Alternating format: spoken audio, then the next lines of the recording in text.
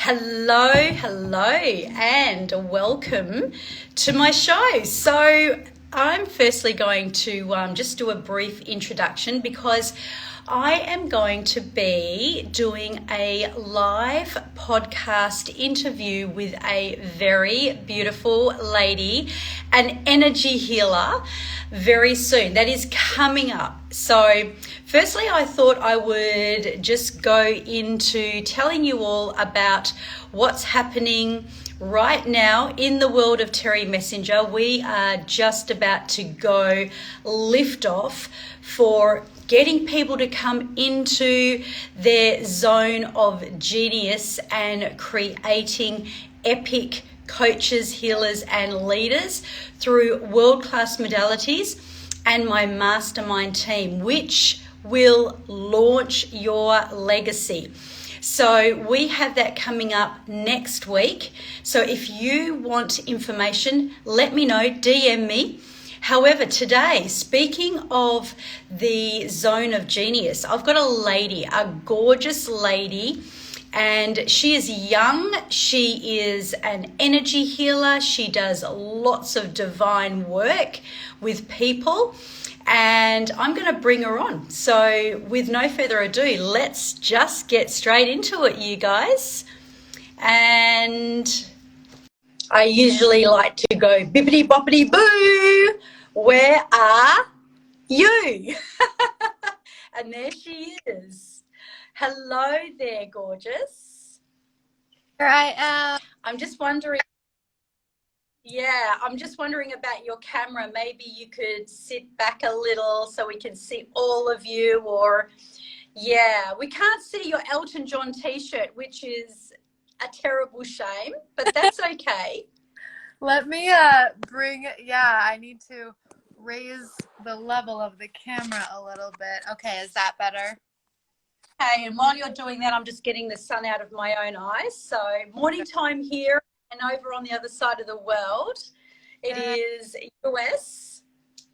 Yes, I am in the US. I'm in the mountains in Utah, so it's the end of the day here, but it's still pretty sunny out. It's not too late. You're my last call of the day, so I've been looking forward to it. Beautiful. That's so good. And we were going to go StreamYard, and there's so many different options, so many different platforms. And I always say, go where you feel your best, go where you can really bring out your zone of genius. So tell me, firstly, when did you become an energy healer? Well, about 3 or 4 years ago, I started to feel really curious about it. I've been a Buddhist practitioner for a long time, and kind of being in that more mystical, esoteric realm, it just got me curious about more things. What else is there? And I came across a teacher in town who was offering a Reiki certification. And I had no idea what Reiki or energy healing was, but I felt like I was supposed to do it. I felt really excited when she started posting about it. So I went and I did it and I got my certification, and about a week or so later, I just started inviting people over to have Reiki sessions with me to, just to get practicing. And that, here I am maybe 4 years later. It's just kind of flourished into this business. I also got my yoga teacher certification, and I teach a lot of meditation. And so all of these things started to kind of come together into what I do now. That is just amazing. And usually I see a parallel with, energetic healers. Mm. So, if I call them coaches, light workers, usually they have something mystical. They have something that is, I don't know, there's something deeply spiritual about them usually. Mm-hmm. And I always knew myself when I was a child that I was different. I never felt like I fitted in. I felt like a little bit like the black sheep. And, I used to really have a spiritual alignment with God. Like it was just a relationship that I always found. And I mean, Mum used to say prayers with me, and I think the first long sentences I ever had were, you know, the Lord's Prayer, which is Mm-hmm. quite incredible for a 2-year-old. And I hear that you were a Buddha practitioner. So Mm-hmm. tell me how you came into, I mean, the Buddha practice is just so beautiful. It's just so peaceful. It's very, oh, it's, I know they're just the most peaceful people, really. You know, what made you come into the Buddha practice? Is that a family? Is it cultural? Is it something you decided yourself? Can you tell me about that? Yeah, yeah. It was a decision that I made. I was raised in a Catholic family, actually, which, interestingly enough, a lot of the rituals are not too far different from what we're doing in a Buddhist temple. But around 19, 20, 21, those ages, I was really struggling with mental illness. I was in college and really unhappy, and just felt such a yearning. And kind of like what you were saying, it growing up as a kid, I felt like I saw things differently. I was very spacey. I was very imaginative. I wasn't as really gripping onto what was happening in my reality. I was always kind of in a more imaginative space. And so I woke up with that spirituality, that yearning, but growing up I didn't really know what it was, what it meant, what to do with it. And so when I became so down in college and just wasn't doing well, I kept getting this message to learn to meditate and to find a teacher, and like there's got to be someone out there that can guide me. And I kept on picking up Buddhist books, and I kept on ending up in Buddhist classes, and it just I started, okay, maybe this is the thing that speaks to me. And finally I walked into a Buddhist temple in downtown where I live in Salt Lake City. And I started their like introductory course. And this was when I was 21. And I just continued to go. I never stopped going. It became my life. I did a big formal conversion. I took refuge in Buddhism and started wearing robes and traveled to Nepal to see teachers. And it just became the center of my life very quickly. And so then my work and my way of showing up and my way of serving the world started to shift along with that, as I was kind of having this awakening and this big change. Mm. Wow, that's incredible. It's almost like you were, you know, it was put into your hands, really, almost Mm-hmm. calling. And that's what I say. So many people miss their calling in life, and they don't see the you know, the intuitive spiritual side of sometimes when we're having ascension symptoms. So I call us symptoms really, you know, when just before someone really, I guess, plunges, you know, into that depth of despair, Mm-hmm. that's the point when they are having an ascension symptom, and that's actually a platform where they can really, you know, just launch and go into the next dimension and break through. But so many people don't see that. You know, they just see Mm-hmm. it as, oh, I'm having a bad life, I'm going through all this stuff. They don't recognize it as a calling. They don't recognize it as a, you know, a curiosity. Mm-hmm.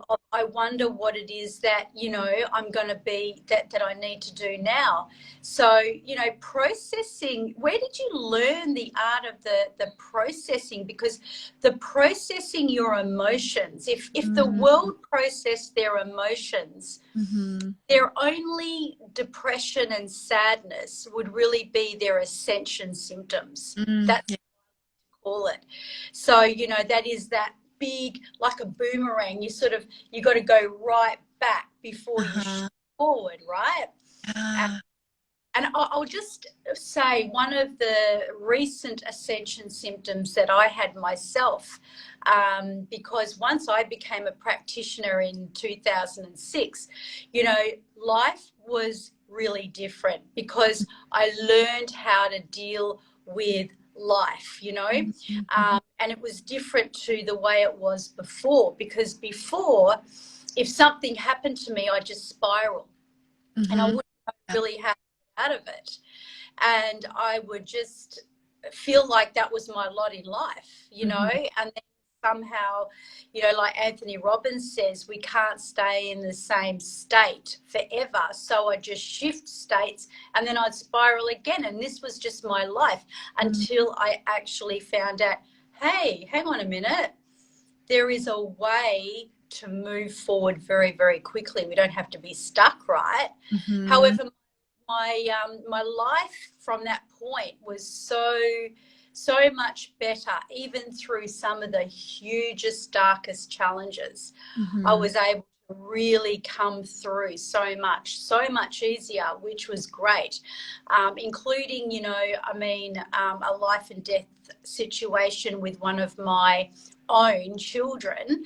And you know, we went through that, we got through that, and I don't know how I did it looking back, but I know it's learning how to process. And then earlier this year, January, we shifted house. So for 15 years, really, I have really embraced my life. That's probably most of your life, right? 15 years that practicing, but time goes fast as you get older. But in Christmas this year, I had a huge meltdown, and I just, you know, when you're in the meltdown, you can't imagine what it's like to come out of it. You're just in it, sort of stuck. And it was on Christmas Day, and I'm like, of all the days for this to happen, why did it have to be this day? But I just, but I literally spent, I said to my family, I can't do lunch, I can't do the usual. I literally stayed in this big mansion that I just moved into and did breath work. Like literally for 2 hours, I just did breath work. You know, I don't know whether you've practiced that. And energetic healing. And I tell you what, the whole chakra, which I know you're going to now talk to us about, was so, I guess, entrenched in light, in golden light and healing, and the life force of my breath that I moved into. That, I mean, even a 10-year-old could do it, right? I wished, why didn't we know how to do this stuff? That on Christmas Eve, or Christmas evening, should I say, I showed up at the family house like nothing had happened. Yeah. Wow. Wow. So tell me, you know, I guess the dark night of the souls, one of your dark spaces where you've been able to obviously just heal and come out of that, and you know, a story about your own ascension. I'd love to hear that. I love the way you describe ascension symptoms. Like I kept getting chills while you were saying that, because I know that I need to hear it, and I actually hope that some of my students are hearing this, because it feels like energetically a lot of us this past April have been moving through so much difficulty, so much is arising, and I hear so many messages from my students like, why does it feel like it's getting harder? And just like what you said, it's like, oh, but you're right on the edge of everything getting better, that breakthrough that we're looking for. And I love to talk about dark nights of the soul, because I think a lot of us have maybe one major one in our life and then many others throughout the life. But the one major one, like the big one I had in college that led me to finding Buddhism, that led me to converting, healing that made all of the rest of these dark night moments not so intense. And that, you know, the example I'll share is, when I was in college, and I was so unwell, and I really had spiraled into such a low frequency that sometimes I'm amazed that I could get out of that some light guided me into some better place. That's how I just trust that we're always guided, no matter how low vibe we think we get, no matter how dark it gets. There's always some beautiful light guiding us, some angel guiding us. And what I started to learn in my Buddhist studies and from, meditating and getting into the energy healing is that the emotions that we experience aren't us. It doesn't mean anything about us. It's not anything to be ashamed of or scared of. It's not going to stay that way forever, and we don't need to run from them. I think what I've learned is that when we feel emotions, the second we feel an emotion, anything negative, anything scary, we want to run from it. We want to cover it up. We want to numb it. Everybody does a different thing, right? Everybody deals with the emotion in a different way. But what most of us don't do is just, I am feeling this emotion. Okay, I'm going to go breathe through it for 2 hours, and what I try to notice is that I think that when I was in my darkest places, it was because I felt that my emotions were my body. Like I felt that my emotions were me. And I couldn't seem to separate that an emotion is something that I'm simply experiencing that's just passing. That if I let it, if I breathe through it, if I experience it, if I allow it, it will just pass, and then we can go to dinner with the family as if nothing ever happened because we allowed it to just move through, Whereas what I did for most of my life was, I just got so triggered. I'm feeling so many emotions. Today is terrible. Forget the whole day, ruin the whole day. Go eat a bag of chips, go get in bed, watch TV, pull the covers over my head, just forget all of it, right? Spiraling down, down, down. And what I learned is just, I'm feeling emotions. Whew, they're intense sometimes. Oh, it can be a lot sometimes. But I'm safe. I'll be okay. It doesn't mean anything bad about me. It just means that I'm human. And as humans, we suffer and we have emotions. And that's that truth, when we can recognize that truth, that it's so normal and it's nothing to be afraid of or ashamed of. And that if we allow the emotion, it will pass. Those dark nights don't get so dark. Yeah. Oh yeah, I love it. And I also love saying, every time I F up, I love saying, you know, I'm a spiritual being having a freaking human experience. Because, I know that there's, I just thought, I think so many people, they can just kind of like feel like they are their emotions. Mm-hmm. And I can remember because, I don't know how much you know about neuro-linguistic programming, but when I first practiced it, I used to have a ball with it, and people would come in to see me and they'd sit down on the chair and they'd say, I'd say, hello, how are you? And start rapporting with them and, tell me a little bit about yourself. And they'd go straight into it. They'd say, I'll just make the name up. My name's Judy and I'm depressed and I just don't seem to be able to get out of bed in the morning. I'd say, hi, Judy, depressed. So what do you think you'll be able to do to get out of the bed in the morning? No, I didn't say my name was Judy depressed. I went, oh, sorry, I thought you said I'm depressed. Oh, and yeah. And then they'd suddenly look at me like I've got three heads. And then the moment that I would allude to them that you are not your feelings. Mm-hmm. They are not you. You are having an experience. Mm-hmm. It's a GPS. You've got like my current mentor says, your library, your living library, your body Mm-hmm. kind of holds all of the memories, and it's about processing.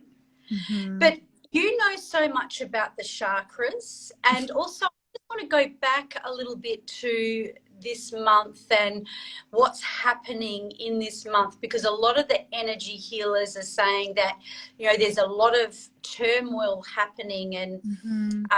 even in the month of March, where there's, you know, because people don't realize too that they're affected by the environment. I know people get affected by the full moon, for Mm-hmm. example, if they're not so familiar with energetics and, you know, what happens in the, you know, obviously in the collective. Mm-hmm. So can you tell, how much do you know about what's actually moving around at the moment in the actual collective? Mm-hmm. Yeah, so I am always I watch the seasons a lot. I have an Ayurvedic background, so I really like to observe the way that the seasons are influencing others. And I I work with so many people that and I'm sure you notice this in your work. Oh, there's a bit of a theme here. I feel like all of my clients have kind of this same energetic complaint happening, you know? And April, we saw so much chaos and discomfort and, you know, like, and what I see, what happens in the springtime is that here, you know, when we're experiencing spring, it's the snow starts to melt, the sun starts to come out. And what happens is that the earth gets really muddy and sticky, and it's like it's pretty out, but it's kind of sticky and wet and uncomfortable, and the flowers are trying to bloom, but they haven't quite. Maybe there's some buds that have made it up over in the mud, but the flowers haven't even been able to bloom yet. And it's like that's what I feel like. We're just trying to get through that sticky mud right now, while Like the doing a it's almost like there's all these, maybe it's because, and there, you know, there's many people in America, because obviously we're in the opposite, so we are moving through autumn. So I used to find myself, you know, back in, you know, my younger days pre NLP, I used to find myself getting depressed in that time, whereas I'll ask myself questions. You like what is triggering me? What is it, you know, that happened to me maybe in the same time of the year yeah. back in my past that may be triggering? And, you know, from what I just heard you say, it makes a lot of sense, because a lot of the energy healers are in the states that I know that I'm connected with. Oh, And you know, and what you just described, like sticky sludge, mm-hmm.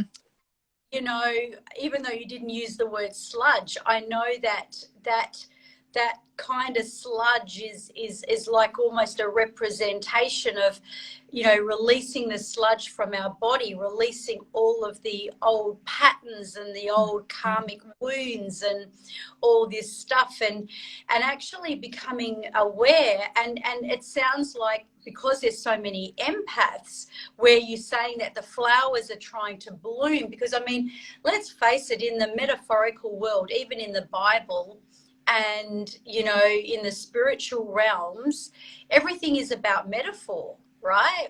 You Mm-hmm. know, people, you know, they're really about what words they're talking about. So it's more, it's not so much the conceptual words like, you know, depression or anything, but it's more the visual descriptions of what they may be, you know, describing as their feelings, like feeling really pulled down and, you know, like weighed down on. Whereas if you imagine, you know, like we, you know, someone like myself would say, well, what about if you could just let it go?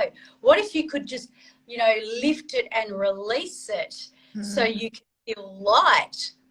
But then you, as you were describing the flower, it's almost like the flower's trying to bloom, Mm-hmm. right? And Yeah. it's almost trying to break through, and it must be almost like a birth. And I Mm-hmm. mean, let's face it, the transition, I don't know whether you've had children. I mean, I didn't have children the natural way, but Mm-hmm. I know that when people are giving birth, they're going through this massive transition of pain. And, you know, my mum always said, I just kept my focus on the other side of when the birth and the baby actually is born.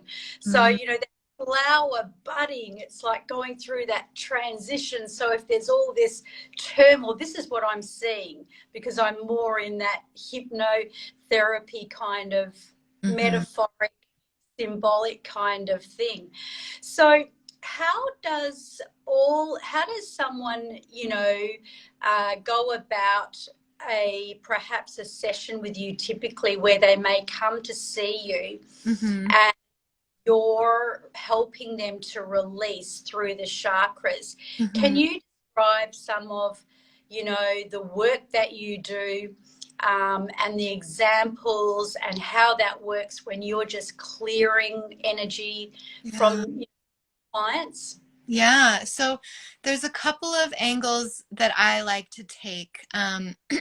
A The easiest way that I could teach you to manage your own energy and your own chakras is through the yoga practice. I teach asana yoga through the lens of actual energy work instead of making it like a workout or flexibility. It's energy work. So you're doing that on your own, and I'm, you know, a teacher to guide you through that. But in terms of one-on-one settings, here in town, I do hands-on Reiki healing. So I will put my hands on you and I will use heat and energy to move the energy through your body and let you know where it's feeling tight, let you know where the energy isn't moving.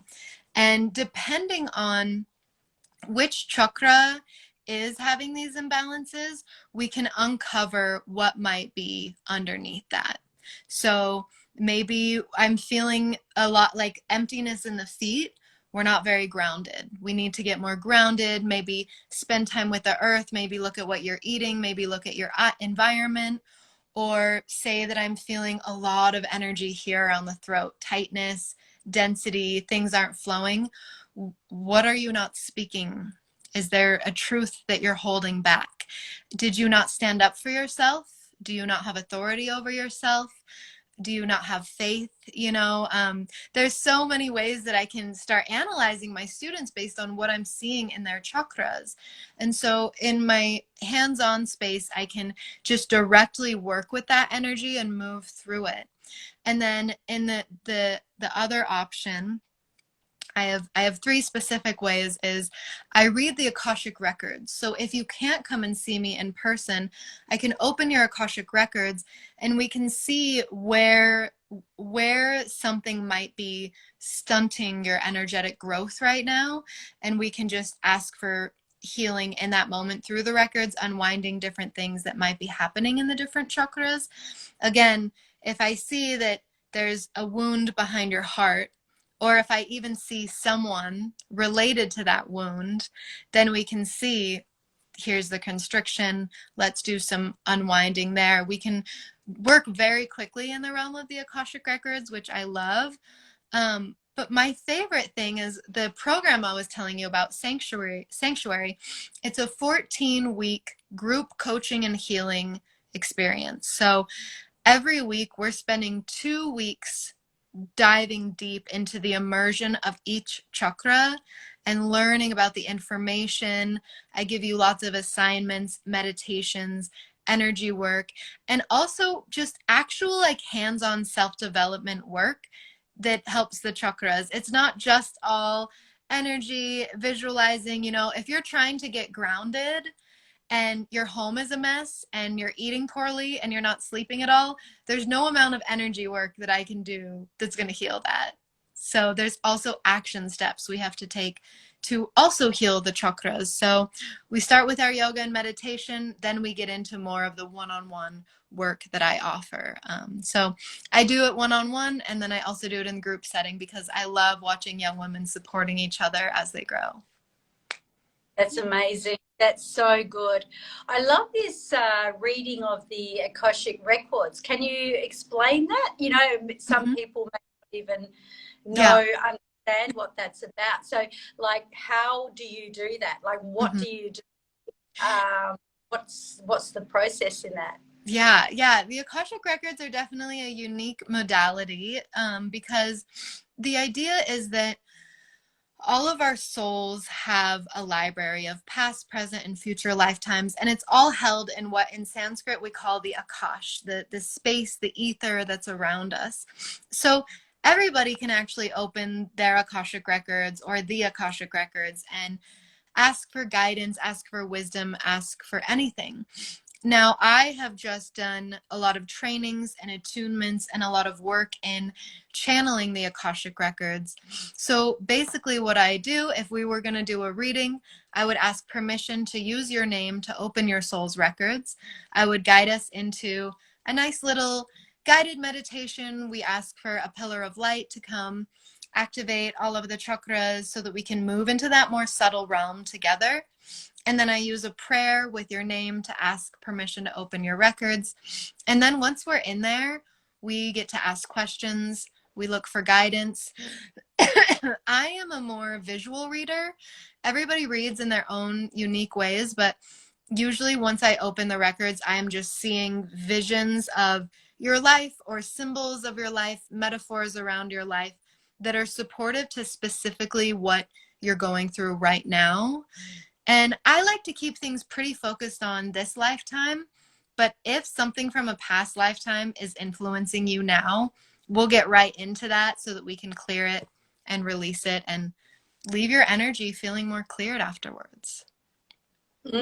Wow, that's amazing. Mm-hmm. And it's really so, so similar to what I'm practicing, in the sense I do a lot of the DNA activation and the past generational. So I'm doing more the generational, what's been handed down from our ancestors, because we carry that in our DNA, especially when we have those moments when, you have that moment and you go, oh, wow, this has happened before.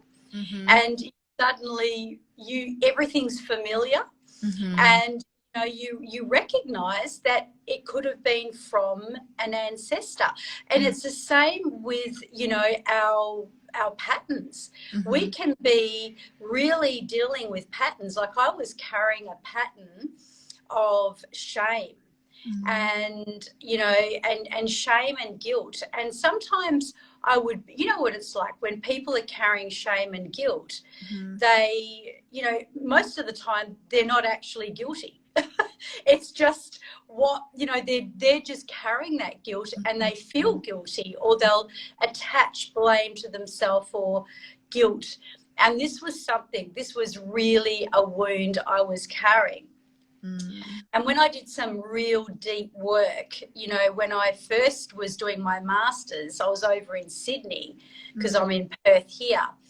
And I went back in my ancestral lineage, and I suddenly found myself on a train. And I thought, I'm on a train. And I was a young girl. Like, I knew I was definitely on some kind of old kind of train. I was about 15 years old, but this was not my experience. I barely traveled trains as a teenager myself. And I felt very isolated and very alone. And anyway, when I came home, I started to ask my mum some questions. And what I actually learned is that my grandmother, because she was, a young teenager when she was carrying my mum, and she had to travel because can you imagine, back in those days, it was just horrific for, teenagers to be having babies. And so she by herself traveled from the country of Tungama back to the city of Melbourne, and she was carrying my mum at the time. And that was that shame and that guilt. And it's so interesting. So I was actually carrying that, and I did so much work around that. And it really, really helped quite tremendously. But I'm in another portal, because I'm always in a portal, because I believe that for as long as I want to be, you know, the best at what I do as you're the best at what you do, Mm-hmm. I'm always going to have a coach. I'm always going to be in a portal, because, you know, there's no athlete that goes to the Olympic Games without a coach, as far as I'm concerned. So the portal that I'm in is so much more focusing on a completely different energy, Mm. which is the feminine and the masculine. And it was picked up anyway that I was still carrying that. Wow. So that was dissolved and really cleared and energetically shifted. But it's incredible how light you feel, hey? Mm-hmm. Like, you know, once you have the session, when you actually clear out those wounds, those karmic wounds, it's just like, oh, Mm-hmm. Yeah. this big sigh, this big breath of release. So, Mm. what is your vision? Now, I know that we, as you know, when especially in the energetic realm, in the 5-dimensional, as opposed to the 3D matrix, Mm-hmm. we tend to very much live in the present. Mm. Um, and I've learned to do that. And I guess I've come to know that really depression is about the fear of the future. Mm. And, you know, and anxiety is also what's in the future and what's in the past. Mm. But even though we, you know, embodying the present, what's your vision for the embracing of your next up level? What Mm. do you see happening in your life, and what you're going to do for all your students and Mm. clients? Wow. I love that. Thank you for that question.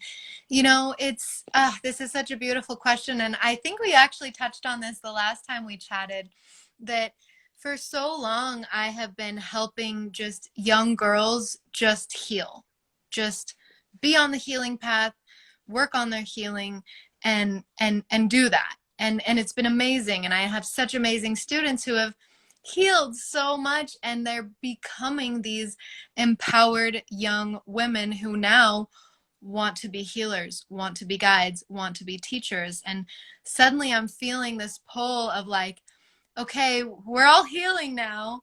So how can we like accumulate our own gifts and cultivate our own gifts? And how can it's like, if every person that I've touched in the last 4 years, if I could get that person, each of them, to share that gift with 10 more people. And it doesn't even have to be that they become these deep healers, but you know, what if each of them could talk about opening the heart chakra, or each of them could talk about kindness or truth, you know? And so my vision is definitely turning, like, yes, we're going to help people heal, but it's like I want more healers out there, more guides out there, more empowered yoga teachers that know their worth, more empowered coaches who are living in deep integrity, you know, and really wanting a deeper impact. Because my big mission, you know, as a Buddhist, is to relieve this planet of suffering. There's lots of suffering, like we've said, but if I can open more hearts to the infinite love that we have for all beings, and if maybe more people wanted to have this goal of mine to just relieve suffering on this planet, you know, as a Buddhist, I'm a big believer that we could change the world. And so And opening, you, you know, and you, oh, thank yeah, I mean, really, when, you know, if you can impact so many people, you. Mm-hmm. that is a very, very possible vision and dream, and it's a good one. Mm-hmm. And, you know, I would love to ask you a question that I guess is quite a deep question, but I'd like to go deep about it. Would that be okay? Of course, yeah. Yeah.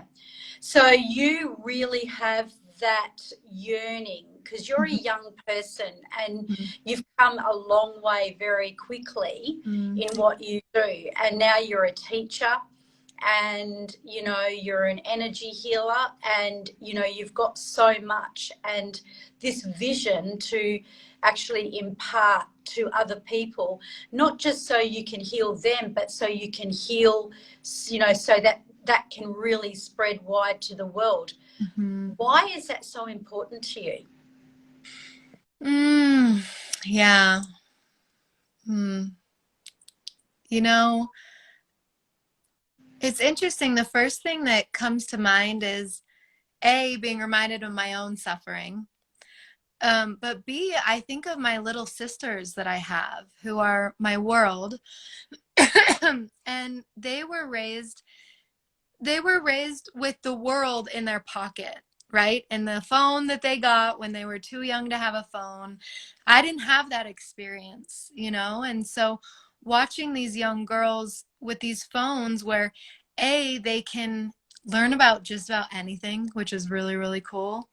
But B, they are seeing so much that they don't need to see, and they are being distracted by so much that they don't need to be distracted by. And we're watching the mental health of young people in general just deteriorating so fast. You know, I'm sure you have so many clients, just like I do, who come to you, just like you said, I am depressed. I am anxious. I have this mental illness. I have that. This is my life. I will be chronically ill. So many people are just accepting chronic physical and mental illness. And, Absolutely. I think that's what drives me, is that we shouldn't be accepting this. We should not be accepting any of it. We should Not. Yeah, we should be looking for ways to heal it. And we're coming in this amazing era where I may be teaching, heart opening and chakra healing as my modality of healing others. But there is so many people out there who aren't teaching what I'm teaching, or who are teaching exactly what I'm teaching, that have such a genuine desire, just like you and I, to break people out of that attachment to their suffering, break them out of that mental illness that they think they're going to live with forever, and empower people to be so brave to maybe transcend that suffering. That Oh, maybe this life is about overcoming it and like raising the frequency of the entire planet, because we're all overcoming these demons. that is absolutely wow. That is, you just took yourself Mm, um, through a complete transition of going 7 levels deep mm, that most people can't do.